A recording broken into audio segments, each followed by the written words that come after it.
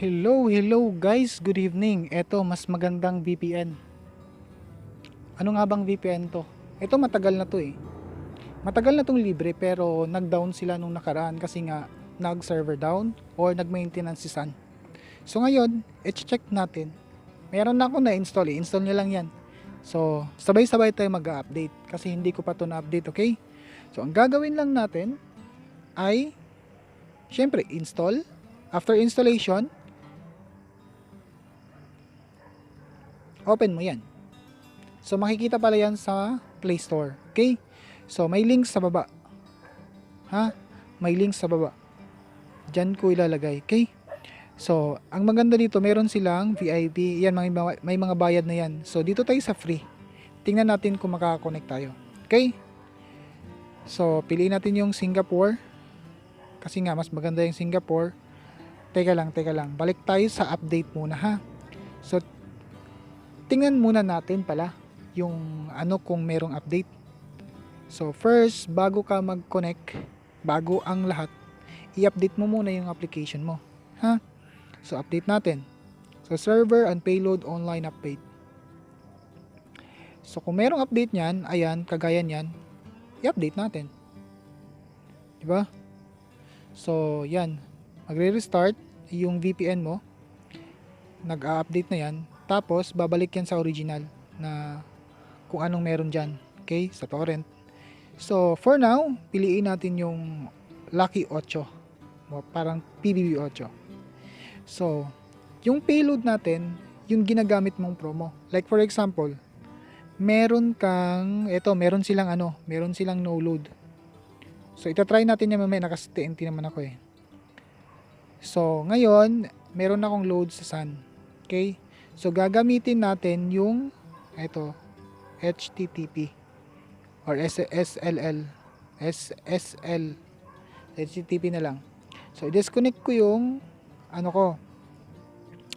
yung VPN ko, okay? So, disconnect ko yan. So, wala tayong internet. Tingnan natin kung makaka-connect tayo sa server 8 gamit ang payload na HTTP Sun 1. Okay? So, yung Sun 1 na yan, meron yang requirements yung TU50, CTC 50 at taas. So pag sinabing CTU, TU50, TU60, TU100, TU150, CTC 50, CTC 150, iba pa. Okay? So balik natin sa Sun 1 HTTP. So connect natin yan ha. Proceed. Tingnan natin kung makaka-connect tayo, okay? Kung makaka-connect yan, swerte tayo. Pag hindi, malas lang. Authenticating, adding routes, connected. So, let's check kung talagang merong internet to, ha? Check natin kung talagang merong internet to. So, first, tingnan natin yung YouTube kasi ito yung pinakamabigat na application na ginagamit. Yun yung way para ayan. Meron siya. Positive siya. O yan. Positive siya. Meron siya. Diba? Mabilis pa. So, tingnan natin yung speed niya. Tingnan natin yung speed niya. So, yung speed niya ay ano yung payload? Ano yun? Speed test. So, pag ano natin, speed test. So, kung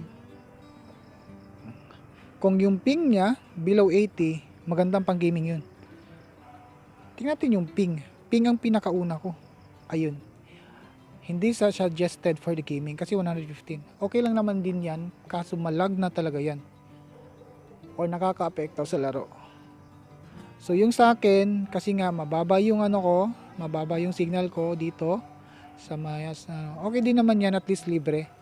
Tama, wala kang binabayaran monthly, pero libre lang siya. Except for the load, hindi siya libre. Kailangan mo pa-load talaga. Ha? So, yan. Tapos, pagkatapos, gagawin natin, i-disconnect natin yan. So, papatunayan natin na wala talaga akong load. Yan. So, try natin mag-YouTube. Oh. Yan. Naglo-load siya. I mean, loading siya. Di ba? Kasi nga wala akong internet. Pantawag lang to, pang FB lang to, pero wala akong all access. Tama. Okay. So, yan. Yan lang muna i-share natin. Babalik ako bukas. Okay? So, libre yan. Walang bayad. Marami ka pang matutunan. So, paki-subscribe na lang po sa hindi pa nakasubscribe para ma-update ka po sa next tutorial natin. Okay? So, abangan natin bukas ulit. Mag-update ako. Salamat muli sa Su TV. Magandang gabi.